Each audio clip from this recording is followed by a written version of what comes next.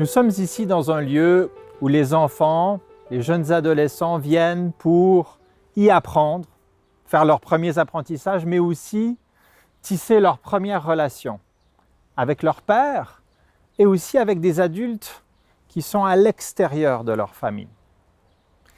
Dès l'âge de 2, 3, 4 ans dans les milieux de crèche ou alors à l'école primaire, nous allons pouvoir repérer un certain nombre de signes précurseurs ou diagnostiques des troubles du spectre de l'autisme. Ces signes sont perceptibles au niveau de la communication, au niveau de l'interaction sociale avec les pairs et aussi au niveau des sphères d'intérêt qui sont investies par les jeunes, sphères d'intérêt très spécifiques, qui vont de pair souvent avec des comportements stéréotypés. L'existence de ces signes est désormais claire pour l'ensemble des personnels qui travaillent auprès des enfants, que ce soit dans le domaine éducatif ou alors dans le domaine de la santé mentale. Ces signes précurseurs et ces signes diagnostiques ont fait l'objet de nombreuses recherches. Des recherches en psychologie clinique, en psychiatrie, en sciences de l'éducation notamment, mais aussi des recherches qui ont mené à des interventions précoces. Si l'existence de ces signes est désormais connue, cela fait seulement 50 ans que nous nous penchons plus particulièrement sur les caractéristiques de l'autisme. Au jour d'aujourd'hui, il y a tellement d'informations sur l'autisme qu'on a presque de la peine à imaginer que l'autisme en fait n'existait pas au-delà de 50 ans. Donc la question qui va être de mise pour ce premier module est la suivante. Qu'est-ce qui nous a pris tout ce temps pour comprendre et examiner plus spécifiquement l'autisme?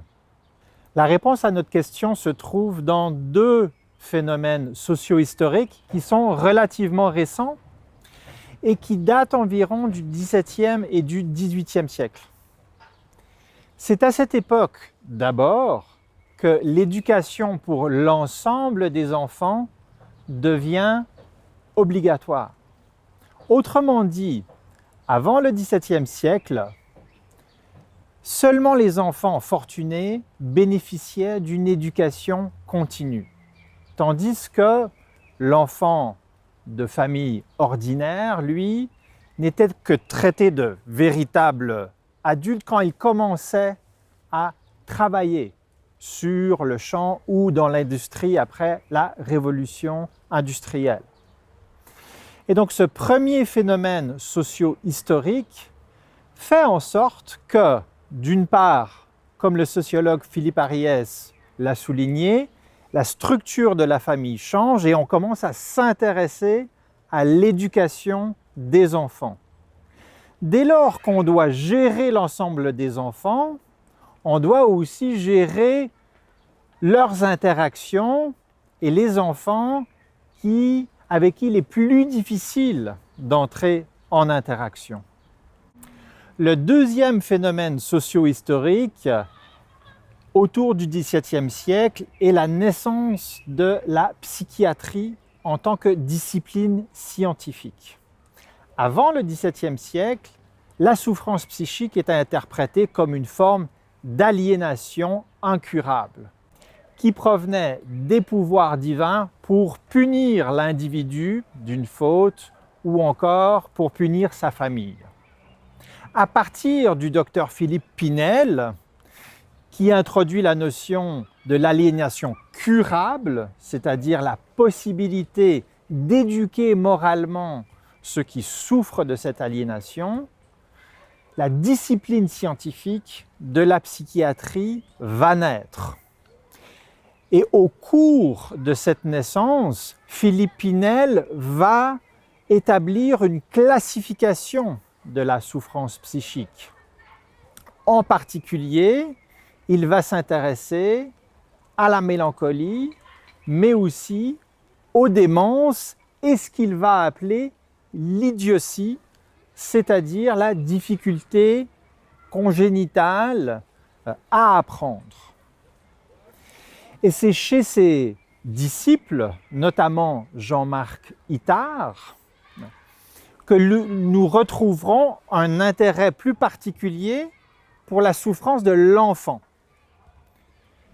Jean-Marc Itard va suggérer à son maître que certains enfants, notamment les enfants sauvages, ne sont pas idiots, mais peuvent être amenés eux aussi à une éducation, notamment une éducation morale. Et c'est avec la situation du petit Victor, l'enfant sauvage de l'Aveyron, que Jean-Marc Itard essaiera d'éduquer le premier enfant qui, on croit, avait des caractéristiques d'autisme, c'est-à-dire des caractéristiques particulières de communication, une impossibilité à établir des relations sociales et des mouvements et des intérêts restreints et stéréotypés.